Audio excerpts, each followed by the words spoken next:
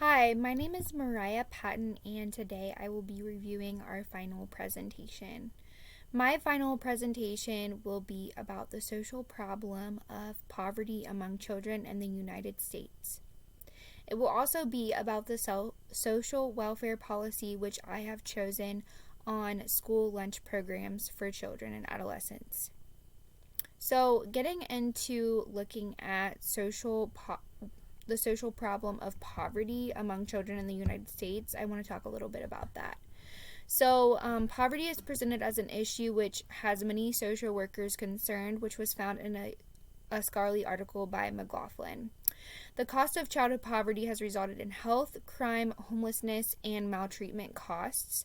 Poverty does not only impact physical health, but it has also seen to impact mental health as well. And according to research, it has also impacted children's physical and mental health.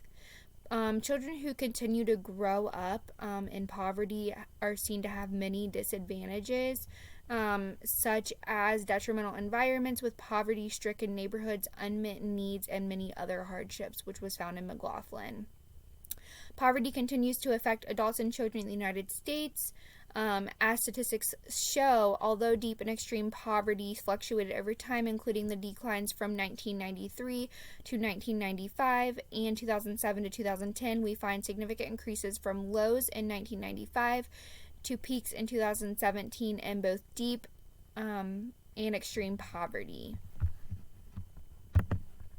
Also, poverty continues to present as an issue because an estimated 676,000 children were victims of child maltreatment in 2016, and this was found in a scholarly article by Landers.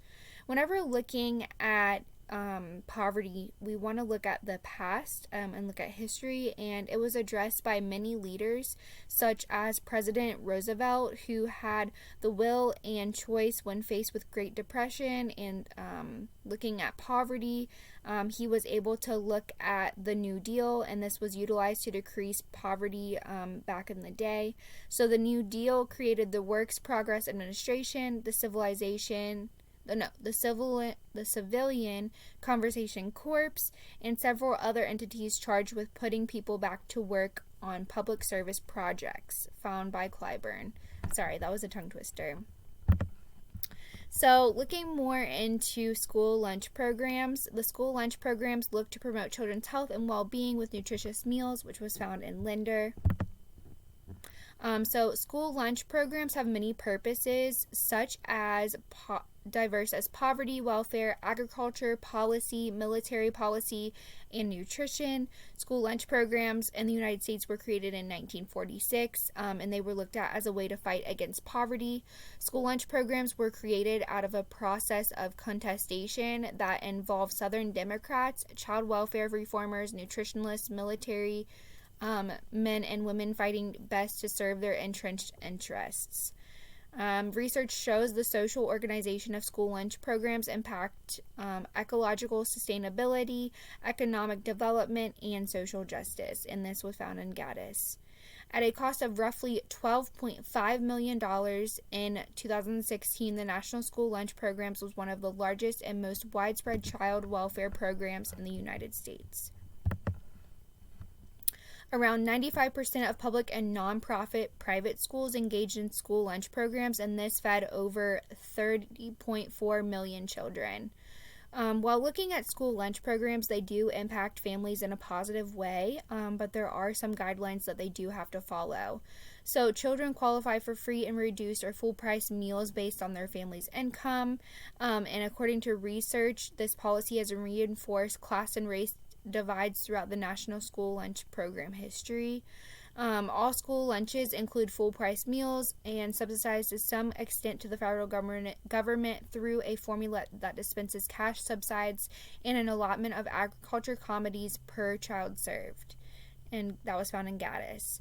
Around 2016, federal reimbursement for a free school lunch meal was found around $3.39 and 44 cents for a full meal.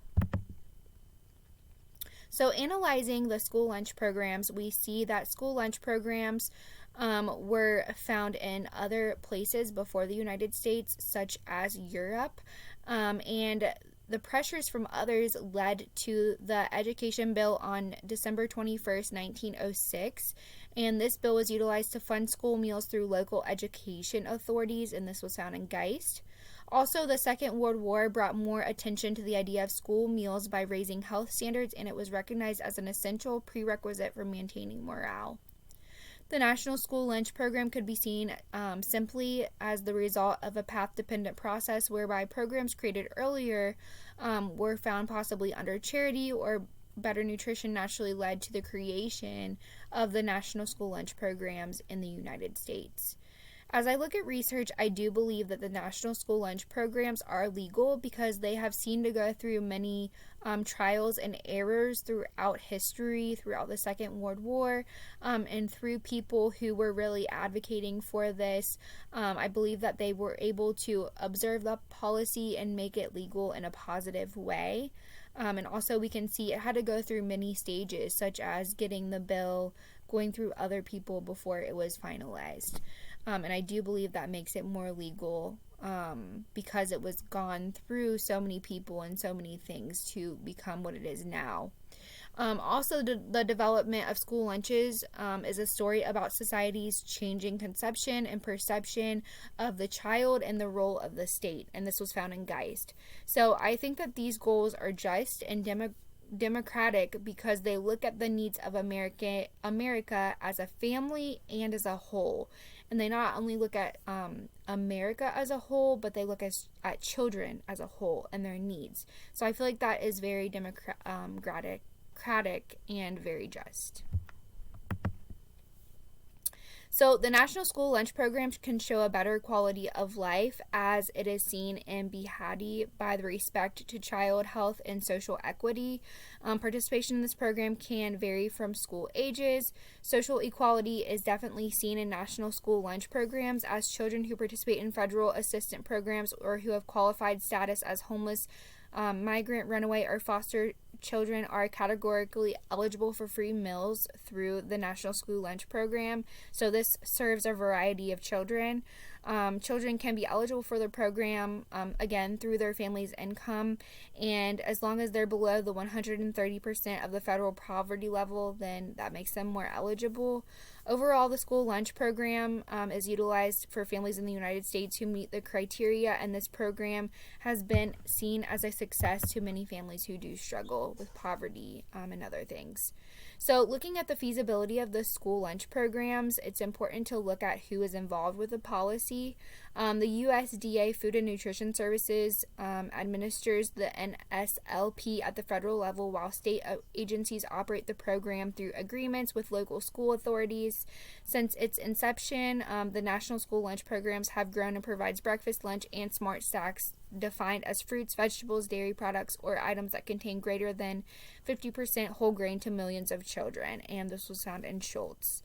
Looking at the economic feasibility, we can see that during the 2014-2015 academic year, nearly 30.5 million of the nearly 56 million children enrolled in elementary, middle, and high school received free lunches and or breakfast through the National School Lunch Program in the United States.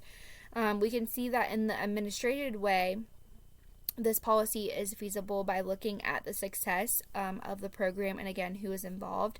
So approximately $18 billion was spent on providing meals to nearly 100,000 U.S. schools participating in the National School Lunch and School Breakfast Program in 2016.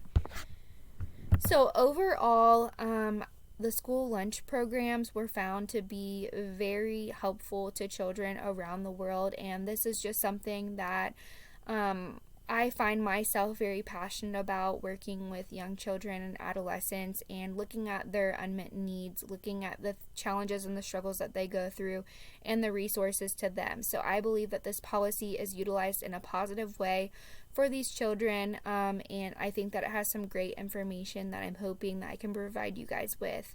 Also, I have my resources listed in my PowerPoint, so I hope this information was helpful, and I thank you for listening.